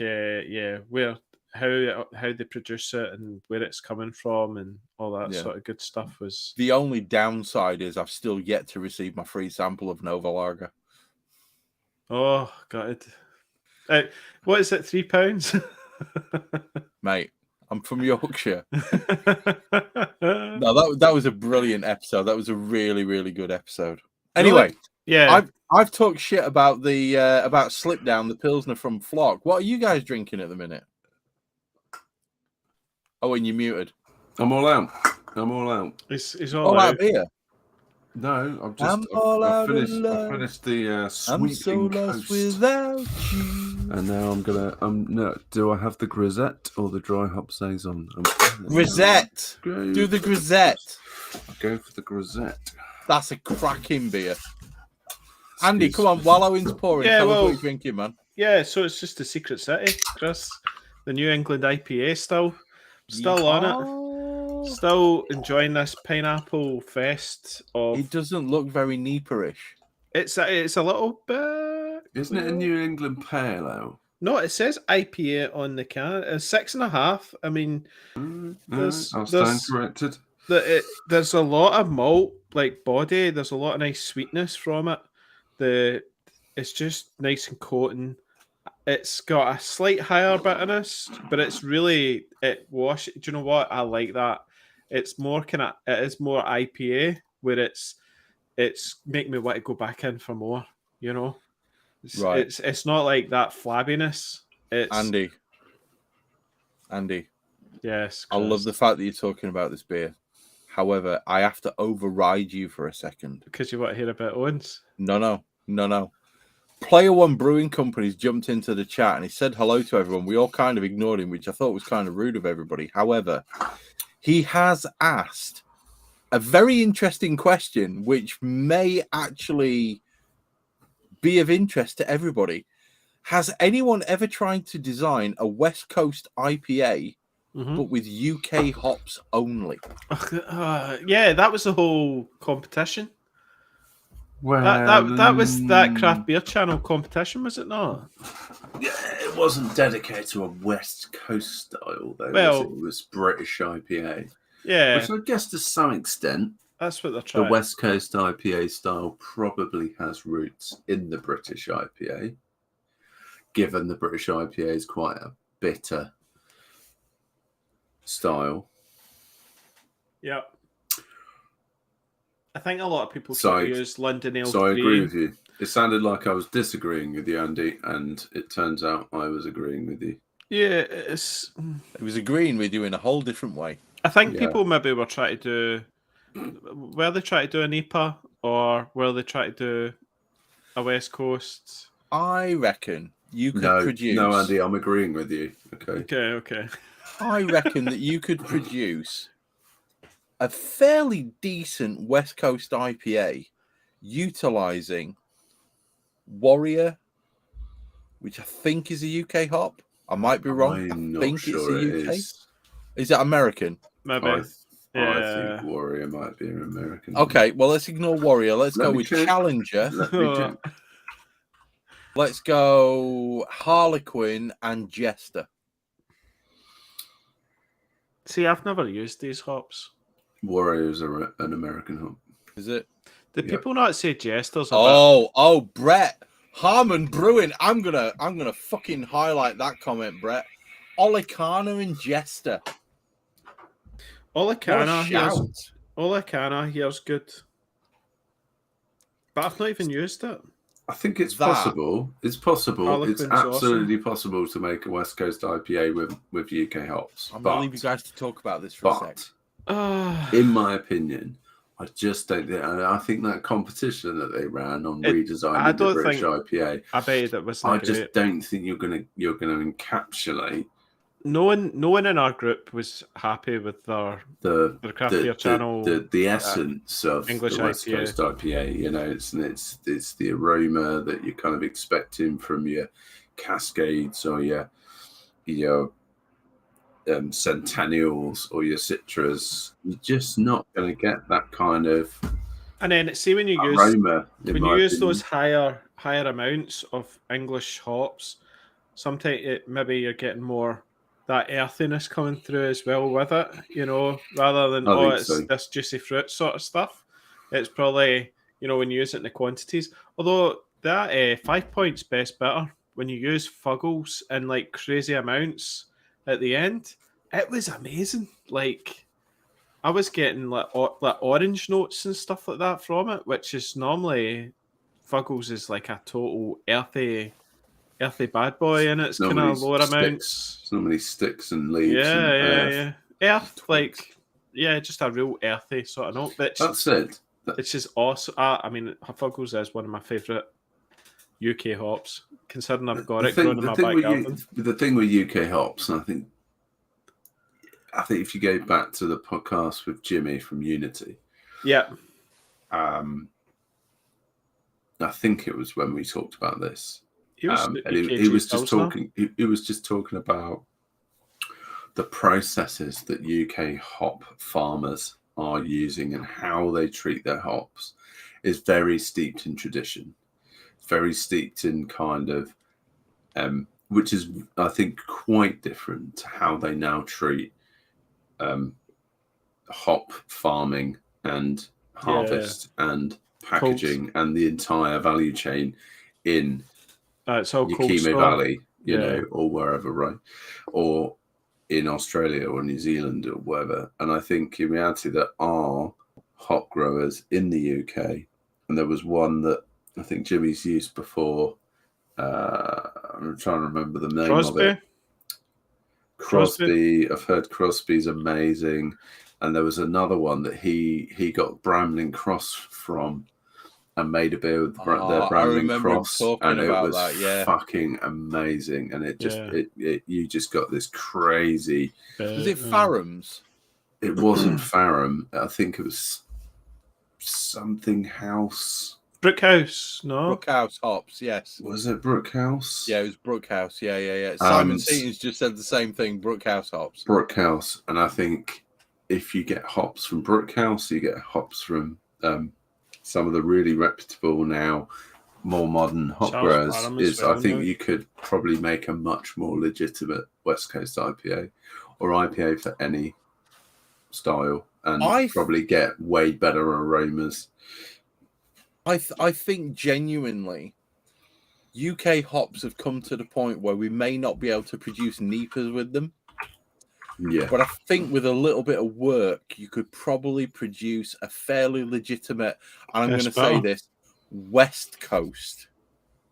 Sorry, not West Coast, Midwest Coast IPA. Rather than going for the full, like, hard, really fruity, super bitter West Coast kind of thing, I think you could probably produce a decent Midwest Coast IPA. Because the grains and stuff, we've got the grains, we've got the malts. The malts aren't the issue. The issue is the best malts in the whole world, sort of thing. I mean, that's debatable. It's debatable. I mean, I'm not gonna shit on Fawcett's, okay? Because they do produce some fantastic malts. Yeah, and so do Warminster, and so do Crisp, and so do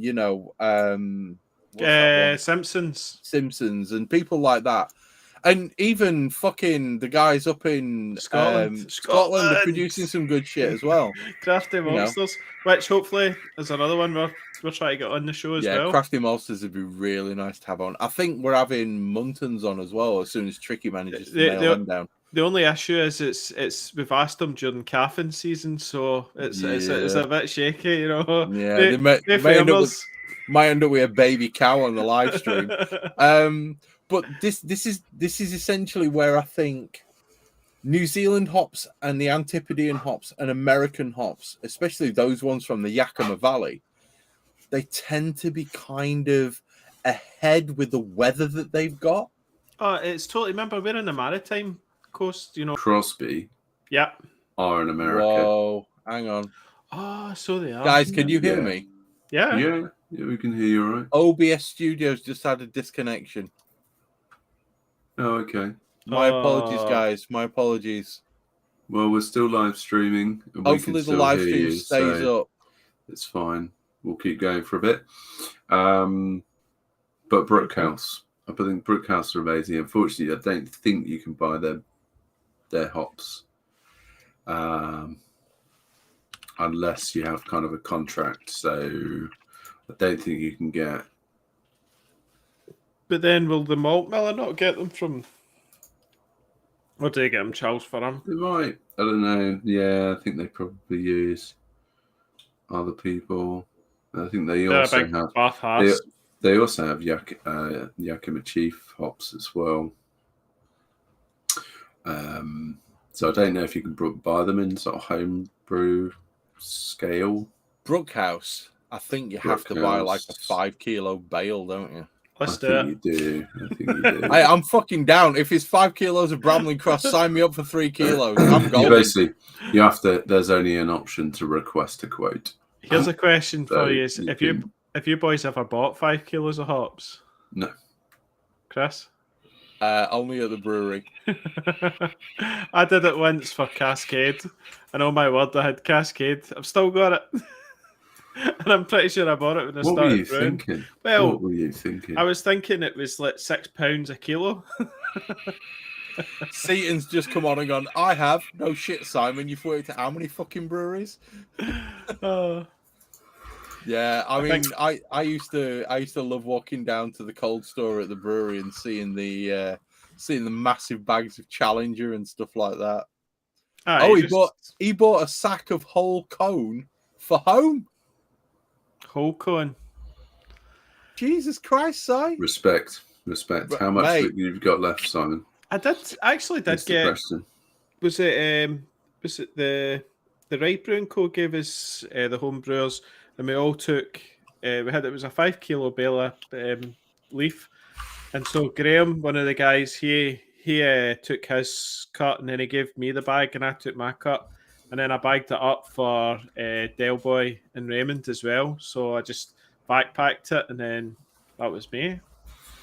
I passed that out, shared the love. Yeah. The Saz out of it was incredible, I must say.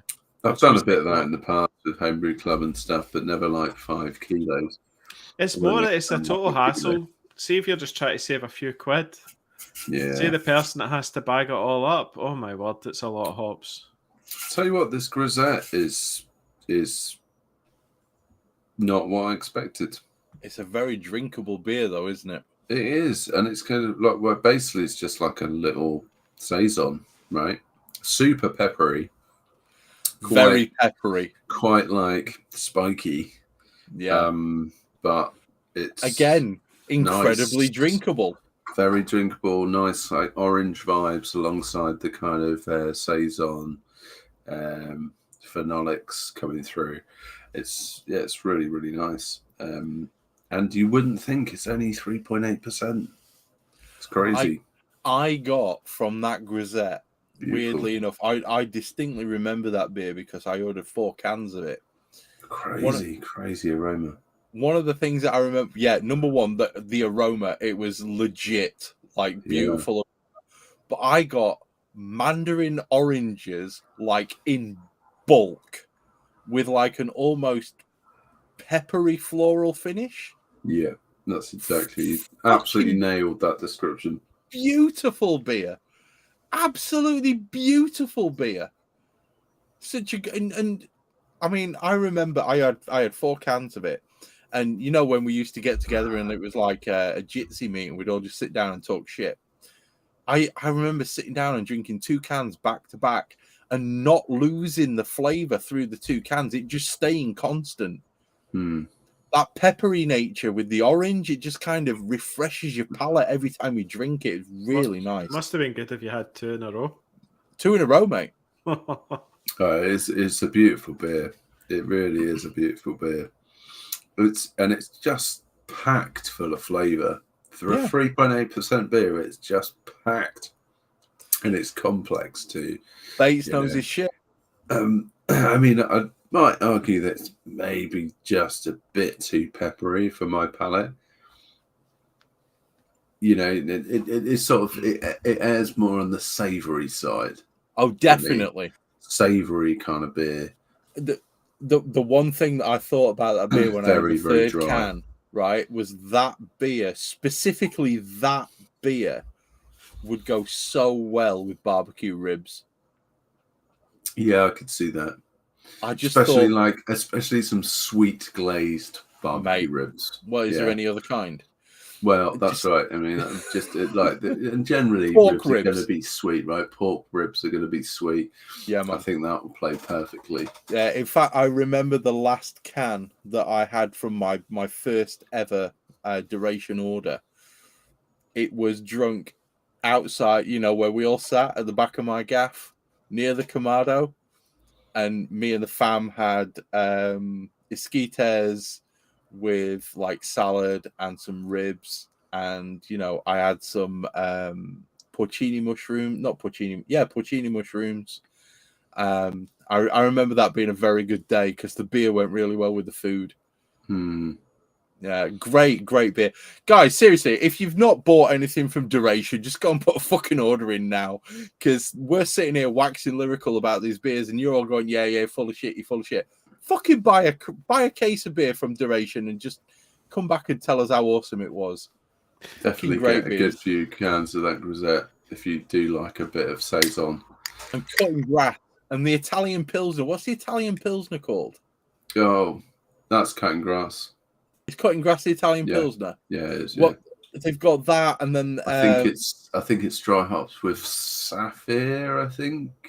Turtles all the way down. That's another great beer from them. Yeah. Oh, I swear I could if I had to only drink one brewery's beers from now until the day I die, I don't think I would be bored drinking Duration. I think that would be a pretty good choice. A pretty good choice. Great beer. Oh, wait there. Andy's just cracked an. Oh, it's dark. It's the. He's gone in. Nice. It's Ron's, isn't it? Oh, Ron's. He's drinking your beer, Ron. Mate, you're in for an absolute treat. See the smell. Yeah. It's just like silk on your nose. Oh, it's like it's oaky. It's deep, rich. So is, isn't it? It's super caramely. Get a bit of roastiness sort of thing. It's beautiful. I've still got a can of it in the fridge, and I'm saving it. It's absolutely it's delicious. so smooth, isn't it? It is gorgeous. Ron knows his shit. Oh shit, man, sure. that's insane. Can I just say, aren't you boys glad he sent us I'm not 2 sure. cans? I'm not sure he got enough kudos for that beer. If I'm honest, and thank you again, Ron, for sending us not one can but 2 each. Yeah, and the plectrum. Don't forget the plectrum. I've still got mine up here. That's right. Did you guys not get the miniature as well of whiskey? No, I think that was just for you, mate. The fellow Scott deserved something special. Massive amounts of credit to Ron Muir for that beer. That is a brilliant, brilliant beer. In fact, both of my cans have gone. Yeah, I mean, I saved mine. I think I had mine on the Christmas special. The first can, I got the other can in the fridge. No, was it the Christmas? It was the one that was. It went up recently. It was the one I wasn't on. Because I was listening. Packaging beer. It was a packaging beer one you drank it on. I believe. Nice. Yes, it was. I don't think Ron was on the live chat when I drank it. But he dropped me a message afterwards. It's so warming. Said thanks for the warming is an understatement. I can feel it on my neck. Oh, yeah, mate, it's a beast. It's an absolute beast of a beer. It's got the devil's dram in that, hasn't it? Fucking hell. Oh, like raisin sort of thing going on as well. Deep raisins. Dark. It's like dark fruit. It's got just everything that's great about it. See, if you brewed, how happy would you be if you brewed that? You would just be like absolute ultimate. I've been thinking about that beer quite a lot because I don't drink many Impy stouts. I did the Emperor's Imperial Martini Stout from Harmon Brewing, which was superb. Yeah, superb. And I'm not a big fan of Impies. I drink them when I want to fall asleep when the wife's watching crap on TV. But the one thing about the beer that came from Ron was just fucking smooth, silk, and calm, and chocolate, and raisins, and whiskey, and that mega complex, super complex. And the weird thing was, the first time I smelled it, I got carbonations on point as well. Dates, and I got oak, and I just got all these complex, like deep dried stone fruits, and fucking yeah. He needs to make some. I know that there's loads of people in the chat at the minute who are listening to us wax lyrical about this beer, who are probably never going to taste it. But Jesus Christ, that was something special. I don't know what's commercial that's similar. Nothing. I think that is just a one of a kind. Like he's managed to get a super small batch whiskey producer to give him a barrel. What size was the cask? Do we know what size the cask was? I'm not sure what size it was. Fairly big. There was 5 of them, wasn't there? I'm sure he did tell me. Was there? Right, so they could fill it. Because what is a cask? It's like, is it not 190 litres? No, I don't think it's that big. Like the big ones? Isn't that a firkin? Yeah, you can get. Well, maybe you can get smaller ones, but I was talking last night because obviously with the Burns Club, and they were talking about a special. They're buying it for their bicentenary. They're talking about buying a bottle of whiskey in an etched glass, and I was saying, well, instead of just buying, bottles, why don't you just buy a cask? Because you've got the buying power. Because that's how many they're going to buy. So we're looking up the size of the cask. A firkin's 40 litres. Well, what's the big? No, but you see the big whiskey casks. Oh, they're 100 and 120. I think 190 or something I've seen. To be fair, if there was 5 of them and they're all making like a 25-litre batch, they're going to fill that. 200 litres for a hogshead. Yeah. I'm just going on what Simon Seaton's telling me because he knows all this shit and I don't. 200 litres is a hogshead. There you go. So, yeah. That's a big fucking cask.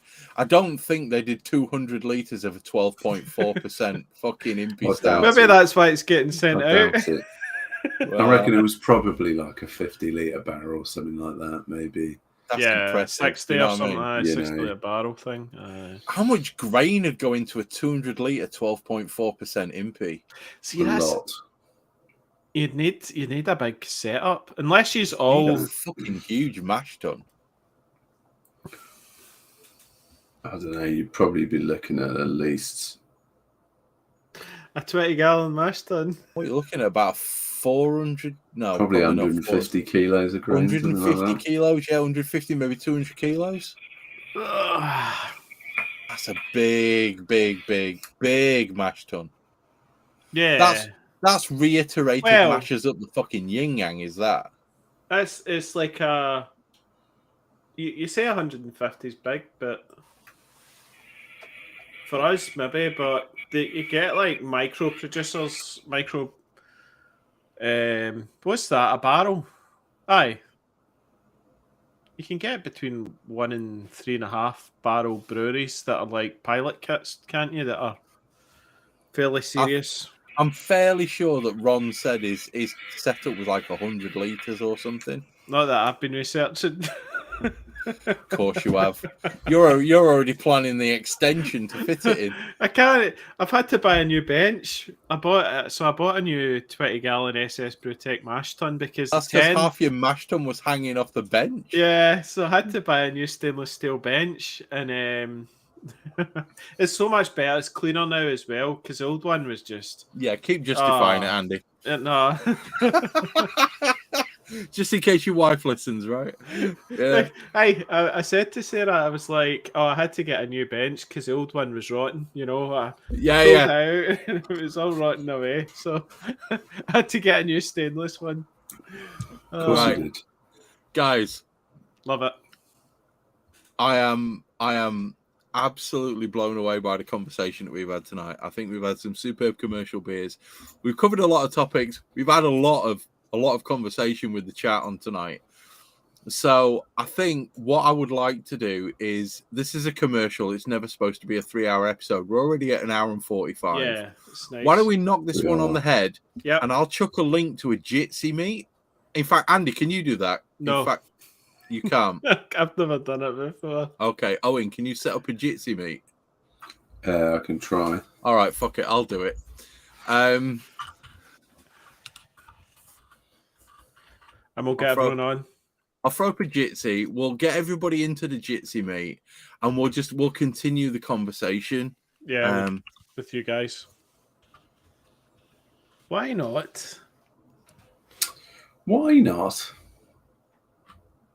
Why the fuck not?